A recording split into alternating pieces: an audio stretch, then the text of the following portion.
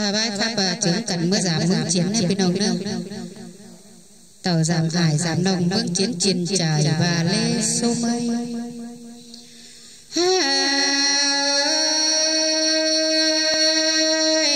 bố sao tàu phá lô mà trước tàu cơn đê ba chầu bên nông chiến mương trời mà trước giảm cơn đê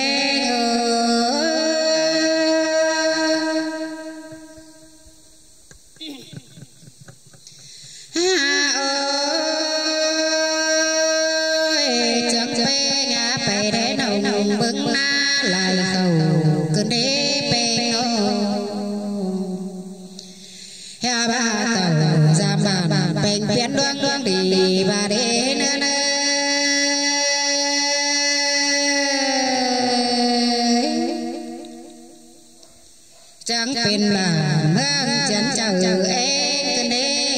mà nó chẳngเป็นmương trải bên hay sự hướng làng mà cần đi hai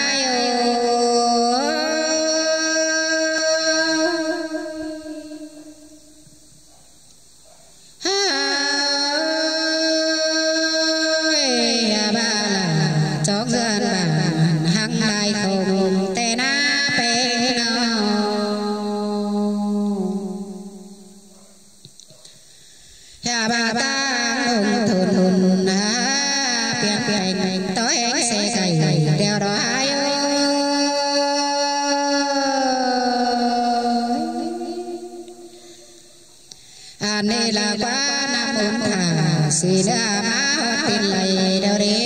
bên nào má khai này bảo lo sẵn bé sướng bị củ leo lo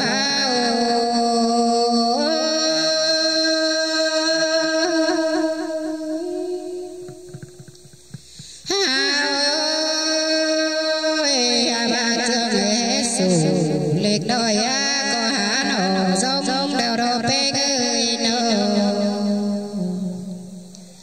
chẳng ba biết không thì tính ta đưa đồn theo lo nữa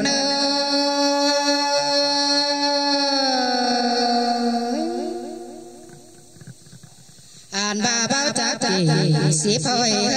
tính thầy hang đều na thay na nó hà bà nhìn bàn trời cha tới bên nào đều đó anh hay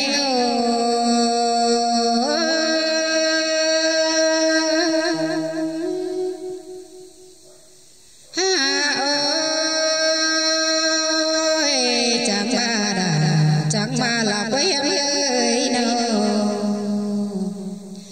an ba là quan ông quan tôi tôi tin xiềng lan quá quay ơi hiện tôi xiềng lan ơi cầu của cơn đê bên nào chẳng ảo căn quan tàu bên ông bảo các má gà đầu rồi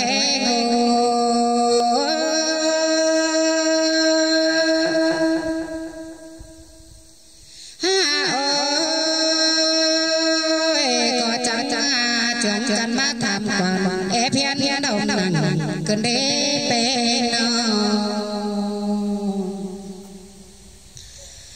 an này là quá là nhìn ơi xài cô nhìn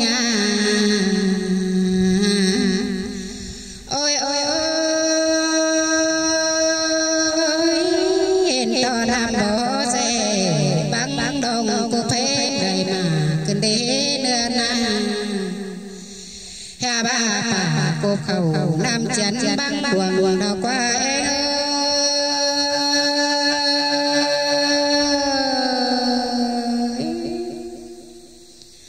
chẳng ba đấy quần chờ ai ký sự tuyệt phá tan đầu đi nế nữa nó hà ba dệt có điện tướng khăn chủ vốn sở hương man chân chạy tung na tàn quả nê nê hà ba khẩu té châu vang chân na hương nê bê